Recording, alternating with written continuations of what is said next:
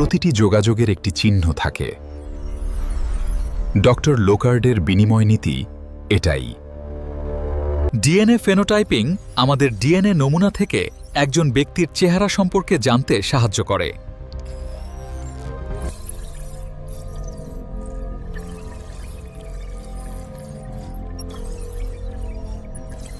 সে এখানেই হ্যান্ডেল ধরেছিল।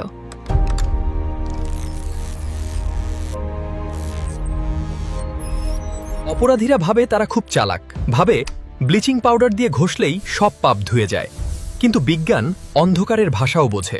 এই ক্লাস্টারটি দেখুন, এটা আমাদের সন্দেহভাজন ব্যক্তির মাইক্রোবায়োম প্রোফাইলের সাথে হুবহু মিলে যাচ্ছে। আমরা প্রমাণ পেয়ে গেছি। স্যার, পুরো দেওয়াল নীল, তার মানে সবটাই রক্ত? এটাই তো মিষ্টি ভুল। লুমিনাল ব্লিচিং পাউডার দেখেও চমকে ওঠে। আসল সত্যিটা বলবে এই ক্যাসেলমেয়ার টেস্ট।